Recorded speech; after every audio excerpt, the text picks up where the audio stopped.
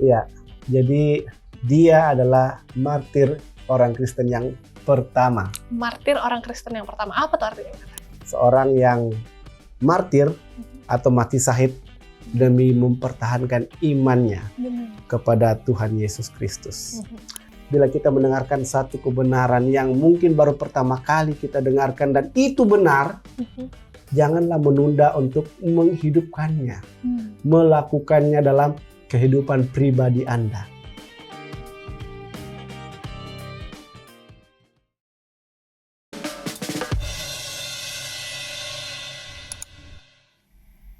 Login lagi di Facebook What's on Your Mind. Teman-teman, selamat datang di episode baru dari Facebook. Semoga teman-teman tetap mempunyai semangat yang baru dan juga selalu dalam lindungan Tuhan. Nah, di episode kali ini aku akan ditemani oleh Pendeta Antonius Saparinis. Pendeta, apa kabar Pendeta? Puji Tuhan, sehat walafiat ya Pendeta. Betul. Nah, Pendeta, sebelum kita memasuki episode kita pada hari ini, aku mau ingetin beberapa hal untuk teman-teman di rumah atau teman-teman dimanapun berada, teman-teman Facebook ini, untuk lakukan. Jadi teman-teman, jangan lupa untuk subscribe channel Facebook ini dan juga follow seluruh sosial media dari Hope Channel. Lalu yang kedua, teman-teman, kalau teman-teman ada tokoh Alkitab yang secara khusus ya Pendeta, ingin teman-teman cari tahu nih tentang tokoh Alkitab tersebut, silahkan juga leave komentar di bawah, dan nantinya di episode selanjutnya mungkin Pendeta Anton akan bawakan atau mungkin narasumber-narasumber yang lain. Selain itu juga Pendeta nih, kalau teman-teman di rumah atau teman-teman Facebook mau curhat atau mungkin ada hal-hal yang ingin didoakan secara khusus, itu juga boleh teman-teman komentar di bawah. Nantinya akan ada tim doa Hope Channel yang akan mendoakan secara khusus bagi teman-teman. Nah, Pendeta, kita kan seperti biasa di Facebook ini kita akan membahas tokoh Alkitab yang menginspirasi, Pendeta. Betul. Tapi sebelum kita kasih tahu ke teman-teman nih, ada nggak nih Pendeta clue sedikit mengenai seorang tokoh Alkitab ini? Iya, jadi dia adalah martir orang Kristen yang pertama. Martir orang Kristen yang pertama. Apa tuh artinya, Pendeta? Iya, jadi seorang yang mati syahid oleh karena mempertahankan iman. Mempertahankan iman. Itulah martir itu. Itu yang dia yang pertama tuh Pendeta. Iya. Dari Kristen mula-mula. Lalu setelah itu apalagi? Yang kedua, dia adalah salah seorang dari ketujuh diaken. Ketujuh diaken. Yang dipilih pada masa gereja mula-mula juga. Pendeta. Kalau boleh tanya gendernya nih Pendeta, kita ngomongin seorang wanita atau atau lelaki Pendeta? Seorang pria. Seorang pria ya, seorang pria. Jadi dia pria, salah satu orang dari ketujuh diaken dan martir pertama Pendeta. Betul. Selain itu ada lagi Pendeta? Dia juga melihat Yesus berdiri di sebelah kanan Allah Bapa. Wah, seharusnya sih teman-teman penuh roh dan melihat Yesus berdiri di sebelah kanan Allah Bapa. Ini Pendeta, kalau bisa dibilang sih tokoh Alkitabnya lumayan terkenal ya Pendeta. Benar. Lumayan terkenal dan lumayan sering dijadikan renungan-renungan atau khotbah-khotbah karena memang kisahnya ini kisah yang sangat menginspirasi kita semua. Betul. Tapi Pendeta, kan kita belum boleh kasih tahu nih di segmen awal kita belum boleh kasih tahu. Benar. Jadi kita coba kasih kesempatan teman-teman di teman-teman Facebook dimanapun teman-teman berada untuk coba tebak ya. Jadi coba teman-teman 5, 4, 3, 2, 1. Coba teman-teman leave komentar di bawah. Apakah kira-kira nih teman-teman betul atau tidak? Jadi Pendeta, kita ke segmen selanjutnya dia Pendeta, kita harus break dan kita akan kasih tahu tokoh Alkitab siapa yang kita akan bahas di episode kali ini. Jadi teman-teman jangan kemana-mana, tetap di Facebook.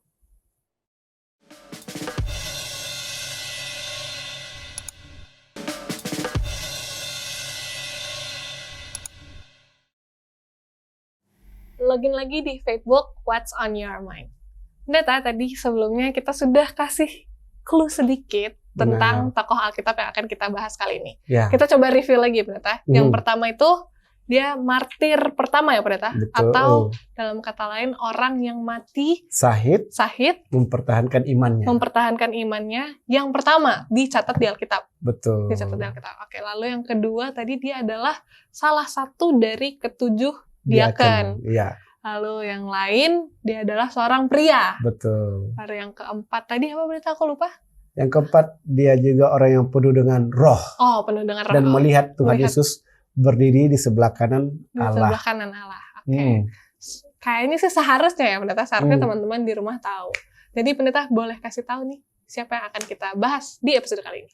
Iya, kali ini kita akan bahas tentang Stefanus. Stefanus. Iya, seorang yang martir atau mati syahid demi mempertahankan imannya kepada Tuhan Yesus Kristus. Dan kita akan bahas lebih jauh tentang Bapak Stefanus ini dan bagaimana perannya di dalam sejarah gereja mula-mula di dalam kitab Kisah Para Rasul. Kisah Para Ya. Rasul. Oke.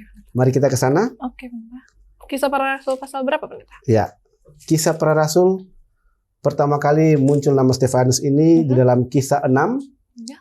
ayatnya yang kelima. Oke. Ya. Kisah 6 ayatnya yang kelima dengan judul perikop 7 orang dipilih untuk melayani orang miskin. Ayat kelima, usul itu diterima baik oleh seluruh jemaat, lalu mereka memilih Stefanus, seorang yang penuh iman dan Roh Kudus, dan Filipus, Prokorus, Nikanor, Timon, Parmenas, dan Nikolaus, seorang penganut agama Yahudi dari Antioquia. Oke, jadi meskipun ada teman-teman yang berenam yang disebutkan, tapi kita fokusnya kepada Stefanus. Okay. Jadi di sini dijelaskan bahwa Stefanus adalah salah satu dari ketujuh diaken mula-mula yang dipilih khusus untuk melayani orang-orang berkebutuhan khusus. Ya, miskin lah ceritanya. Namun dia bukan saja seorang diaken, tapi di sini dijelaskan bahwa Stefanus seorang yang penuh iman dan Roh Kudus. Ya, menarik ya. Penuh iman dan Roh Kudus. Faithful and penuh dengan Roh Kudus ya. Apa kalau bahasa Inggrisnya penuh dengan Roh Kudus ya? Apa ya? Filled with the Holy Spirit. Iya. Nah, kira-kira kalau Yana apa merasa seperti itu, faithful and filled with the Holy Spirit? Aminkan dulu kali ya, pendeta. Aminkan dulu. Iya, betul. Kayaknya harus orang lain yang menilai deh, pendeta. Kalau mengaku-ngaku diri sendiri kayaknya terlalu ini. Benar. Nah di sini ya memang Stefanus juga nggak mengaku-ngaku saya penuh dengan iman dan penuh dengan Roh Kudus. Tapi di sini adalah penilaian dari sang penulis kitab Kisah Para Rasul di sini yang adalah Tabib Lukas, Dr. Lukas yang menuliskan ini. Dan yang lebih menariknya lagi, kita lompat ke ayatnya yang ke-8 dan selanjutnya. Kisah 6 ayat 8 sampai ayatnya yang ke-15. Nah, boleh Yana bacakan? Aku baca ya, pendeta. Ya. Oke, Kisah Para Rasul 6 ayat 8 sampai 15 dengan judul perikop tuduhan terhadap Stefanus. Dan Stefanus yang penuh dengan karunia dan kuasa mengadakan mujizat-mujizat dan tanda-tanda di antara orang banyak. Tetapi tampillah beberapa orang dari jemaat Yahudi yang disebut jemaat orang Libertini. Anggota-anggota jemaat itu adalah orang-orang dari Kirene dan dari Alexandria, bersama dengan beberapa orang Yahudi dari Kilikia dan dari Asia. Orang itu bersoal jawab dengan Stefanus, tetapi mereka tidak sanggup melawan hikmatnya dan roh yang mendorong dia berbicara. Lalu mereka menghasut beberapa orang untuk mengatakan, kami telah mendengar dia mengucapkan kata-kata hujat terhadap Musa dan Allah. Dengan jalan demikian, mereka mengadakan suatu gerakan di antara orang banyak serta tua-tua dan ahli-ahli Taurat. Mereka menyergap Stefanus, menyeretnya, dan membawanya ke hadapan mahkamah agama. Lalu mereka memajukan saksi-saksi palsu yang berkata, orang ini terus-menerus mengucapkan perkataan yang menghina tempat kudus ini dan hukum Taurat, sebab kami telah mendengar dia mengatakan bahwa Yesus, orang Nazaret itu, akan merubuhkan tempat ini dan mengubah adat istiadat yang diwariskan oleh Musa kepada kita. Semua orang yang duduk dalam sidang mahkamah agama itu menatap Stefanus, lalu mereka melihat muka Stefanus sama seperti muka seorang malaikat. Oke. Wow. Jadi pertanyaan singkat buat Yana. Kira-kira muka sama seperti muka seorang malaikat itu bagaimana menurut Yana? Yang aku bayangkan sih, pendeta, muka seperti malaikat itu mukanya bercahaya, pendeta. Iya. Bercahaya. Bersinar ya. Dengan kemuliaan Tuhan. Nah, jadi di sini Anda bayangkan seorang yang ditanyai, ini ibaratnya tersangka. Oke. Kemudian ketika dia berdiri di situ, Anda lihat mukanya bercahaya, bersinar terang. Yeah. Apa pikiran atau kata hati yang Anda miliki sebagai orang yang sedang mendakwa orang ini? Kira-kira apa? Kalau aku sih, berarti ini orang memang disertai oleh Tuhan. Iya, harusnya ya. Harusnya. Tapi di sini kebalikannya. Semua sidang yang berkumpul pada waktu itu berusaha untuk menjatuhkan, bahkan dalam hati mereka mau membunuh Stefanus. Nah, kita lihat lebih jauh penjelasan di sini yang saya pikir sangat perlu untuk kita tampilkan ya. Bahas maksud saya. Yeah. Di sini dia bilang, dan Stefanus yang penuh dengan karunia dan kuasa mengadakan mukjizat-mukjizat dan tanda-tanda di antara orang banyak. Dan saat dia bersoal jawab dengan mereka, ayat 10 mengatakan, tetapi mereka tidak sanggup melawan hikmatnya dan roh yang mendorong dia berbicara. Jadi dengan kata lain, apa yang disampaikan oleh Stefanus ini tak terbantahkan. Karena dia bukan bicara dari katanya, katanya, tapi dia berbicara tentang apa yang tertulis di dalam kitab yang mereka pelajari setiap hari pada waktu itu. Dan itulah kitab Perjanjian Lama atau kitab Taurat. Nah, singkat cerita, di mahkamah agama ini, sementara wajah dari Stefanus ini bercahaya, dia mulai menyampaikan. Kalau Anda baca pasal 7 ya, ini satu pasal ini, mulai dari ayat yang pertama sampai ayatnya yang ke-50, ini adalah flashback. Kilas balik, mula-mula bangsa Israel itu muncul sebagai satu bangsa. Di sini, Stefanus menjelaskan dari titik awal, di mana dia membahas bahwa Abram dipanggil meninggalkan Ur Kasdim ke tanah Kanaan. Singkat cerita, Abram memperanakan Ishak, Ishak memperanakan Esau dan Yakub, kemudian Yakub memperanakan ke-12 suku Israel yang merupakan nenek moyang pertama dari bangsa Israel. Dan kemudian dia membahas lagi bagaimana terjadi kelaparan, bagaimana Yusuf dijual oleh saudaranya, kemudian menjadi perdana menteri di Mesir, bagaimana karena kelaparan itu akhirnya seluruh anak-anak Yakub berangkat ke Mesir oleh karena Yusuf sudah menjadi perdana menteri. Dia bahas juga bagaimana akhirnya Yusuf mati dan dikumpulkan tulang belulangnya dan dibawa kembali ke Sikem. Dia juga bahas bagaimana muncul seorang Fir'aun atau Raja Mesir yang tidak mengenal Yusuf, yang kemudian menindas bangsa Israel. Dia juga membahas tentang Musa yang 3 bulan tinggal dengan orang tuanya, kemudian di bulan ketiga dia harus dihanyutkan di Sungai Nil dan ditemukan oleh anak putri Firaun dan kemudian diadopsi menjadi anak putri Firaun, bertumbuh besar pada usia 40, dia mau bersama dengan bangsanya, kemudian singkat cerita dia membunuh salah seorang Mesir dan karena itu bahkan bangsanya sendiri, bangsa Israel mengatakan, apakah engkau mau membunuh aku juga? Sehingga Musa harus meninggalkan Mesir dan pergi ke tanah Midian selama 40 tahun lagi. Dan di usia yang kita bisa bilang sudah 80 tahun ya, dia dipanggil oleh Tuhan untuk kembali memimpin bangsa Israel keluar dari tanah Mesir ke tanah Kanaan. Itulah yang terjadi. Dan singkat cerita dia merujuk juga kepada Raja Daud yang mau mendirikan bait suci, tetapi bukan dia tetapi anaknya Salomo yang mendirikan bait suci itu. Saudaraku, kesaksiannya panjang. Tetapi inti dari yang mau disampaikan oleh Stefanus bahwa kalian ini bangsa yang terpilih. Imamat yang rajani. Semua yang sudah terjadi di masa lalu itu menunjuk kepada Yesus Kristus. Orang Nazaret yang kamu bunuh dan salibkan itu. Demi penyempurnaan penggenapan janji. Bahkan para nabi menubuatkan bahwa dia akan datang. Dialah Mesias, dialah Immanuel. Tetapi kalian tidak menerima dia. Kalian menganggap bahwa pemuka-pemuka agama kalian, ahli-ahli Taurat, orang-orang Farisi dan Sanhedrin itulah yang lebih benar dari Tuhan Yesus yang sudah mati, bangkit dan terangkat ke surga, yang disaksikan bukan hanya 1, 2, atau 3 orang, tetapi ratusan orang. Tidak mungkin itu adalah suatu kebohongan. Itu adalah fakta dan benar-benar terjadi. Itu yang coba disampaikan oleh Stefanus. Dan kemudian ketika dilihat orang sudah mulai resah dan gelisah, dia katakan ini. Coba kita baca Kisah Para Rasul 7 ayat 51 sampai 53. Yana. Kisah 7 ayat 51 sampai 53. Hai orang-orang yang keras kepala dan yang tidak bersunat hati dan telinga, kamu selalu menentang Roh Kudus sama seperti nenek moyangmu. Demikian juga kamu. Siapakah dari nabi-nabi yang tidak dianiaya oleh nenek moyangmu? Bahkan mereka membunuh orang-orang yang lebih dahulu memberitakan tentang kedatangan orang benar, yang sekarang telah kamu hianati dan kamu bunuh.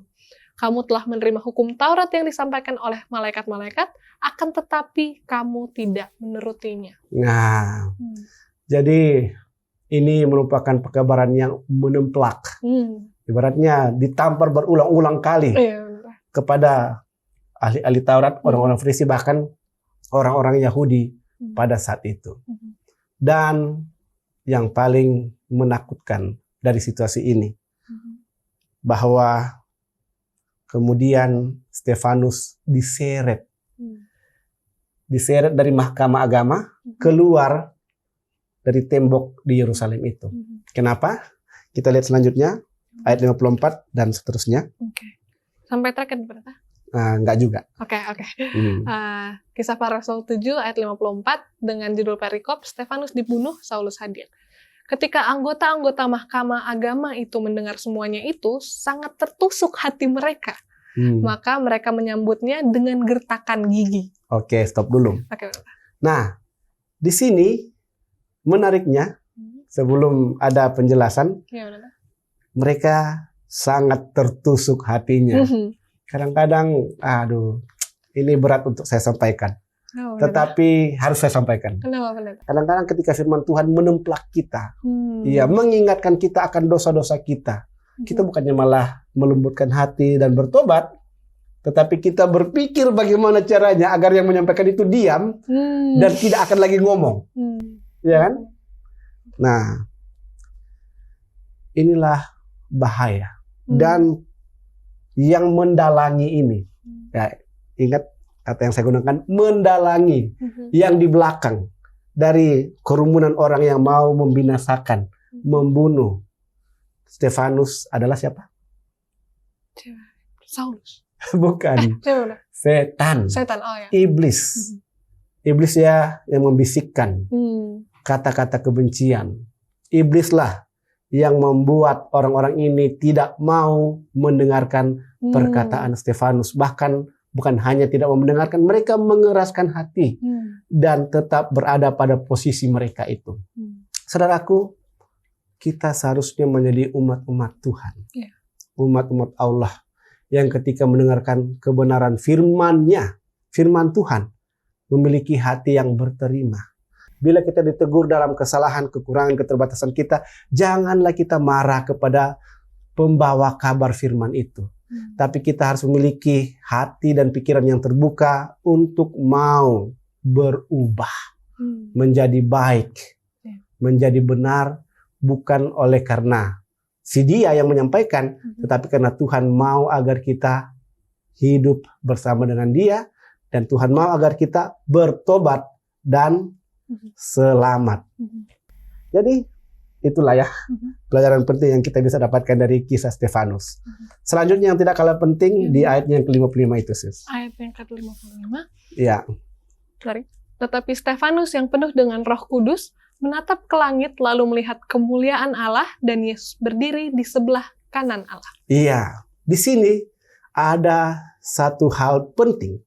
Peristiwa ini dicatat pada tahun 34 Masehi. Atau 34 Anno Domini. Anno Domini sesudah Tuhan. Sesudah Tuhan yang dimaksudkan di sini adalah Yesus. Jadi ada satu peristiwa ya tadi ya. Stefanus yang penuh dengan Roh Kudus menatap ke langit. Ini sementara dia menatap ini, dia dihujani dengan batu. Lalu melihat kemuliaan Allah dan Yesus berdiri di sebelah kanan Allah. Saudariku, ini merupakan tanda dari suatu nubuatan ketika Yesus berdiri, dia menyelesaikan satu pekerjaan.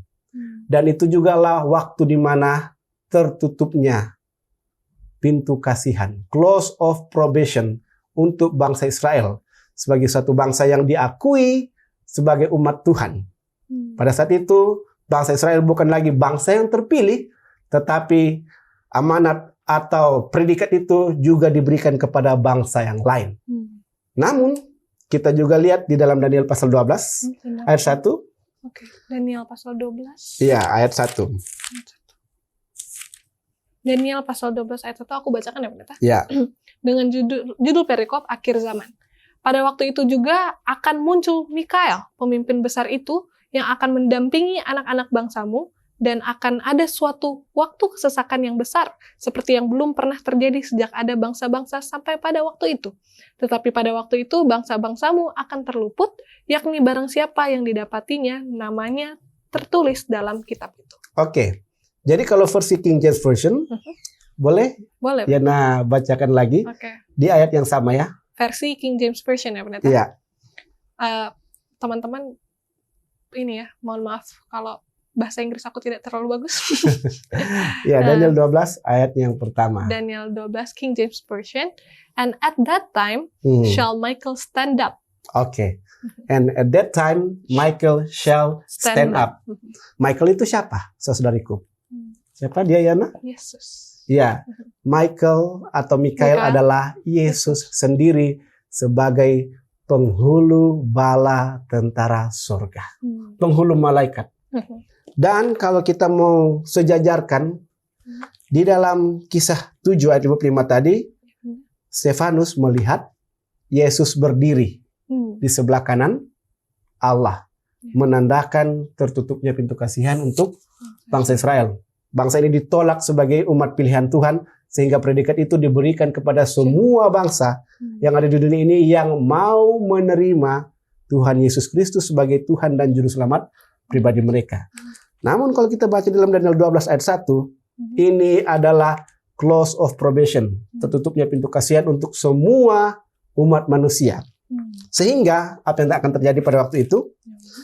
Dalam kitab Wahyu, Wahyu pasalnya yang ke-22, ya, ayatnya yang ayat 11. Ya. Ayat 11, oke. Wahyu 22 ayat 11. Barang siapa yang berbuat jahat, biarlah ia terus berbuat jahat. Barang siapa yang cemar, biarlah ia terus cemar. Dan barang siapa yang benar, biarlah ia terus berbuat kebenaran.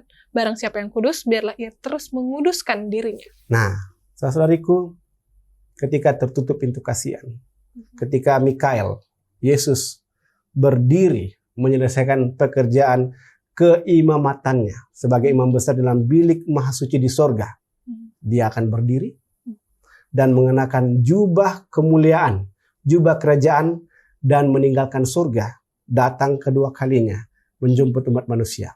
Dalam pada perjalanan dia dari surga ke bumi ini, akan terjadilah peristiwa ini. Barang siapa yang berbuat jahat, ia akan terus berbuat jahat. Barang siapa yang cemar, ia akan terus cemar. Dan barang siapa yang benar, ia akan terus berbuat kebenaran. Dan barang siapa yang kudus, akan terus menguduskan dirinya. Apa artinya? Pada waktu itu, ketika pintu kasihan, close of probation sudah terlaksana, tidak ada lagi orang yang akan bertobat, dan tidak ada lagi orang yang akan murtad. Semua sudah ditentukan, entah Anda selamat atau tidak. Saudaraku, kita sedang menuju ke situ. Kita sedang menuju di waktu di mana kita akan tertutup pintu kasihan. Itu sudah diawali pada tahun 34. Segera Tuhan Yesus akan datang. Dan peristiwa yang dialami oleh Stefanus menandai satu peristiwa sejarah yang akan terulang lagi di akhir zaman. Peristiwa apa itu?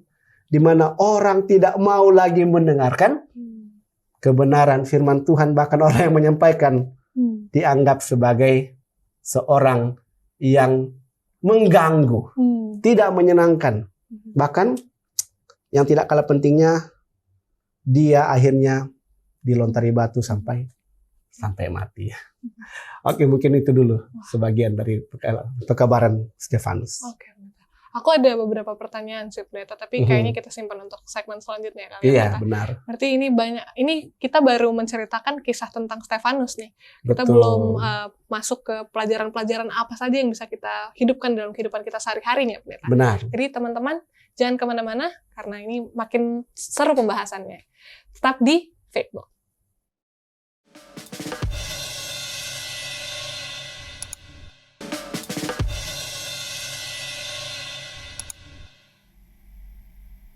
Login lagi di Facebook What's on Your Mind. Pendeta, tadi kita sudah bahas nih kisah panjang mengenai Stefanus dan beberapa hal yang mendukung juga mengenai kebenaran yang dikabarkan melalui kisah Stefanus ini. Tapi Pendeta, tadi sebelumnya kan aku bilang aku ada pertanyaan nih, Pendeta. Ya, silakan. Jadi kita balik lagi ke pengenalan akan Stefanus itu, Pendeta. Ya. Kan diperkenalkan Stefanus sebagai orang yang penuh Roh Kudus dan dia dipimpin oleh Roh Allah. Bahkan dia bisa menang melawan perdebatan melawan orang imam-imam dan ahli-ahli Taurat itu karena dia dipenuhi oleh Roh Allah. Betul. Nah, aku mau tanyakan adalah, Pendeta, bagaimana kita bisa mengetahui bahwa diri kita ataupun individu lain itu dipimpin oleh Roh Allah? Iya. Jadi dari buahnya lah kamu akan mengenal mereka. Maksudnya gimana? Iya, jadi buah roh. Sesuai dengan yang tercatat dalam Galatia 5. Mari kita buka sama-sama. Okay. Galatia 5 ayat 22 dan 23. Galatia 5 ayat 22 dan 23. Oke. Aku yang bacakan atau Pendeta? Ya. Oke. Yana yang bacakan. Galatia 5 ayat 22 sampai 23. Tetapi buah roh ialah kasih, sukacita, damai sejahtera, kesabaran, kemurahan, kebaikan, kesetiaan, kelemah lembutan, penguasaan diri. Tidak ada hukum yang menentang hal-hal itu. Iya, jadi dengan kata lain, karakter-karakter ini yang disebutkan satu persatu, kasih, sukacita, damai sejahtera, kesabaran, kemurahan, kebaikan, kesetiaan, kelemah lembutan, penguasaan diri, ini bisa saja kita berpura-pura melakukan itu. Namun, saudariku, itulah sisi lemah dari manusia. Bahkan Rasul Petrus pun punya kekurangan. Bahkan 12 murid Yesus juga punya kekurangan. Di mana hanya mereka yang tahu. Apakah mereka tidak penuh Roh Kudus? Mereka adalah orang-orang yang penuh dengan Roh Kudus. Namun di sini yang saya mau tekankan adalah mereka punya kecenderungan. Mereka kalau dipilih antara berbuat jahat dan kasih, mereka akan memilih mengasihi. Ketika memilih untuk berduka atau bersukacita, mereka akan pilih bersukacita. Ketika mencari damai atau mencari sengketa, mereka akan pilih untuk berdamai. Ketika dipilih untuk marah-marah atau sabar, mereka akan pilih bersabar. Ketika memilih antara mau bermurah hati atau menjadi orang yang pelit, mereka akan pilih menjadi orang yang murah hati. Ketika mau memilih untuk menjadi jahat atau baik, mereka akan pilih menjadi baik. Dan selanjutnya dari kebalikan-kebalikan dari hal-hal yang tadi. Jadi dengan kata lain, kita diberikan hikmat lewat Roh Kudus untuk memilih yang baik dan menghindarkan yang tidak baik. Jadi itulah. Itu gitu ya, berarti kita tahu bagaimana orang atau seorang individu itu dipimpin oleh Roh Allah itu lewat perbuatannya berarti ya, Pendeta. Berarti bisa dibilang Stefanus ini dia selain dipenuhi selain dia pintar mengenai Alkitab, karena kan dia menang tuh, Pendeta. Dia menang lawan imam-imam itu, tapi dia juga menghidupkan apa yang difirmankan oleh Tuhan. Betul. Lalu, Pendeta, aku ada pertanyaan yang kedua, Pendeta. Iya.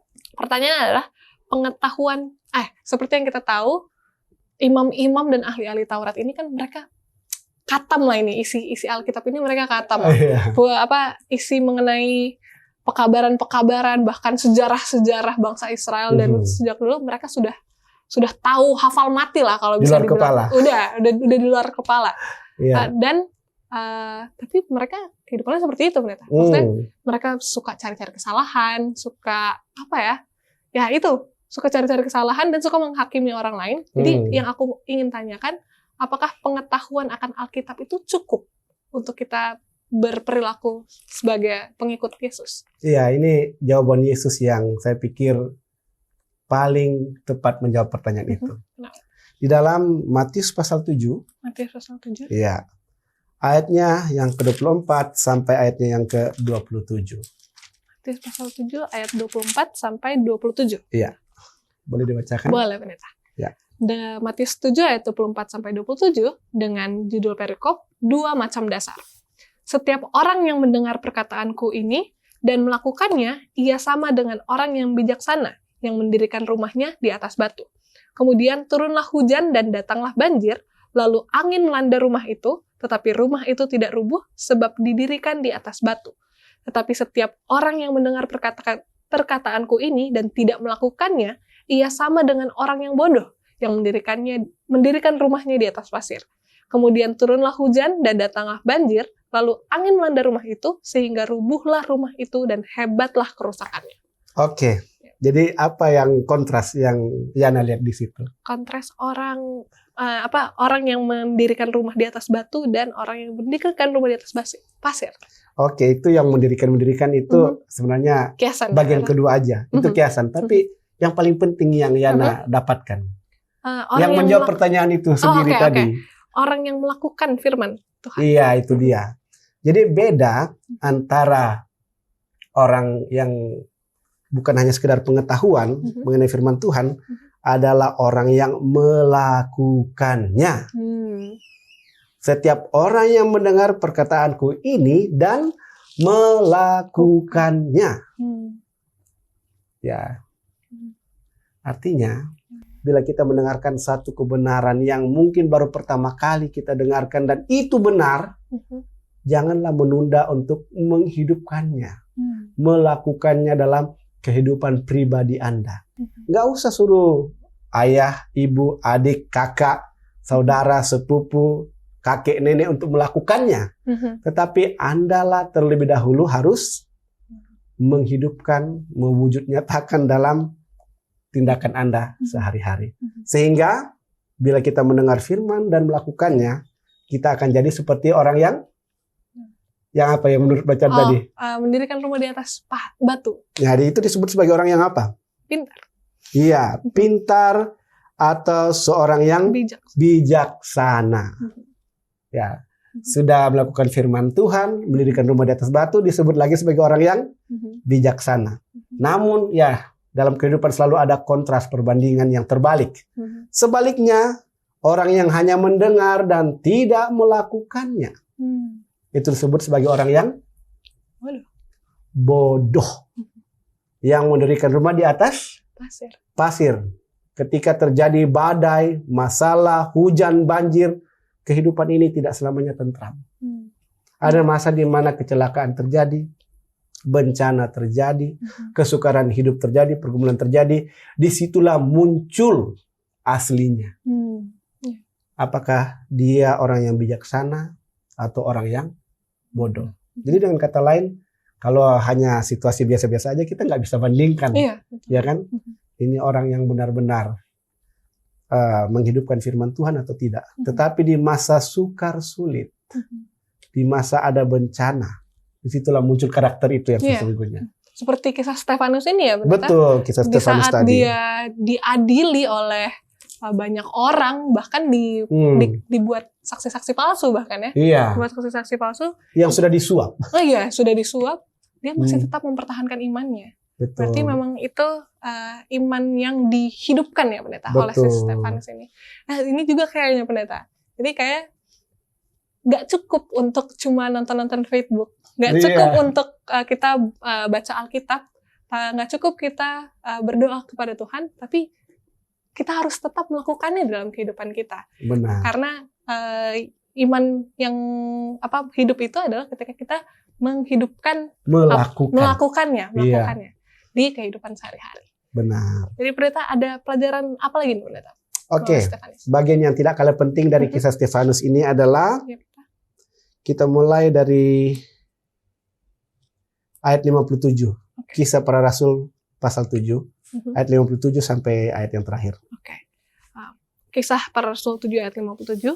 Maka berteriak-teriaklah mereka dan sambil menutup telinga serentak menyerbu dia. Mereka menyeret dia keluar kota lalu melemparinya. Dan saksi-saksi meletakkan jubah mereka di depan kaki seorang muda yang bernama Saulus.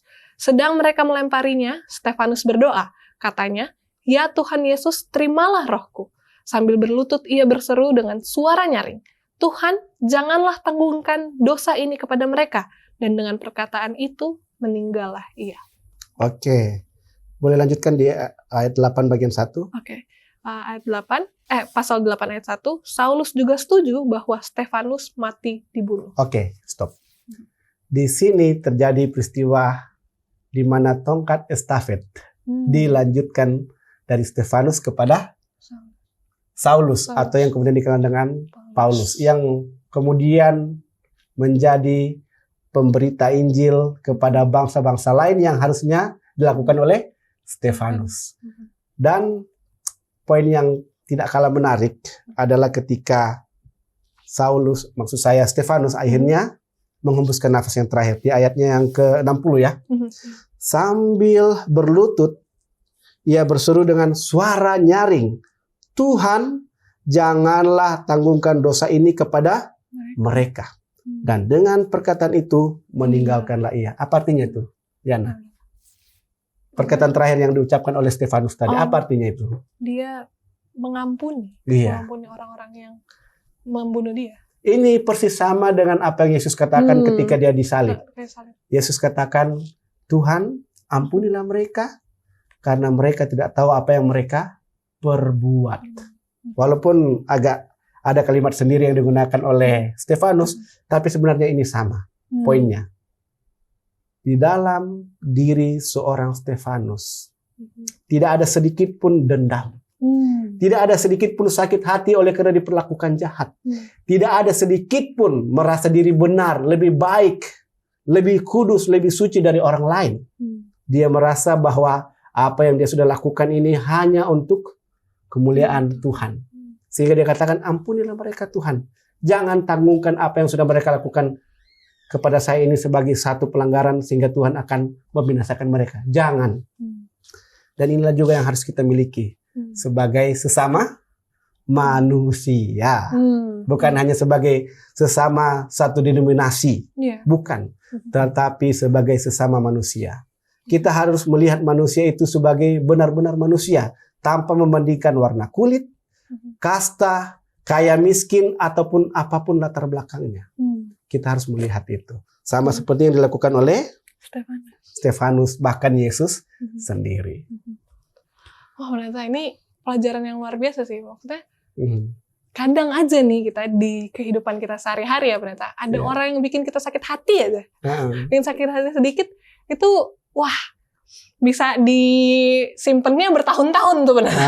Jadi kembali diingatkan kepada kita semua melalui kisah Stefanus ini, bahwa pengampunan itu ya ternyata. Betul. Roh mengampuni itu juga harus dimiliki oleh kita para pengikut Kristus. Nah, tapi ternyata aku juga salah satu poin yang aku ingin coba bagikan juga kepada teman-teman bahwa kenapa Stefanus bisa melakukan ini, berarti dia selain memiliki pengetahuan tentang Alkitab, dia memiliki pengalaman pribadi bersama Tuhan. Betul. Dan itu semua yang menjadikan dasar iman dia sekuat itu, Pendeta.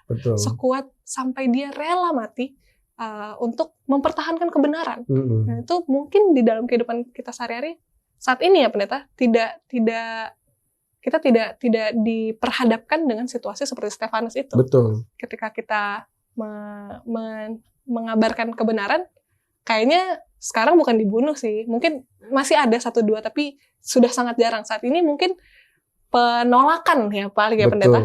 Dan kadang kita ditolak aja udah ciut.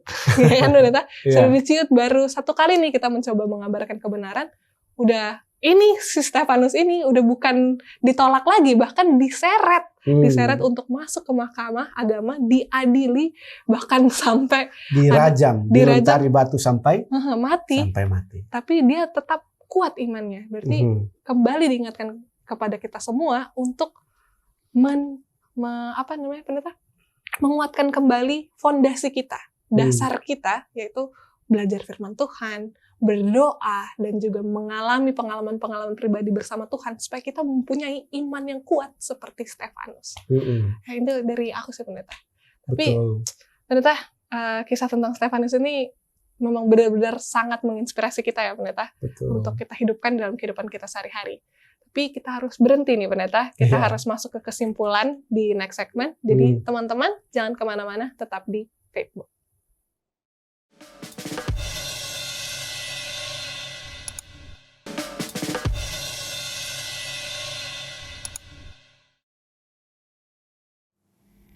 Login lagi di Facebook, What's on Your Mind. Pendeta, kita sudah di segmen terakhir nih pendeta, sudah masuk ke kesimpulan. Dan kita ingetin teman-teman pendeta, udah di segmen terakhir masa belum subscribe pendeta. Jadi teman-teman kalau belum subscribe, silahkan ke bawah tuh ada tulisan subscribe, subscribe. Kalau masih warna merah, coba ditekan dan supaya dia bisa jadi warna abu-abu, supaya teman-teman jangan ketinggalan episode terbaru dari Facebook. Dan kalau teman-teman bisa share ke teman-teman yang lain supaya bisa menjadi berkat bagi orang lain juga. Kita ke kesimpulan ya pendeta dari aku terlebih dahulu. Silakan. Oke. Kalau dari aku, kisah Stefanus ini mengingatkan kembali kepada aku secara pribadi dan juga mengingatkan kembali kepada kita semua adalah Stefanus ini, dan ada dua pihak kan, ada Stefanus dan juga imam-imam. Stefanus ini dia dari dulu mengetahui tentang pengetahuan Alkitab, dan imam-imam dan ahli-ahli Taurat pun juga.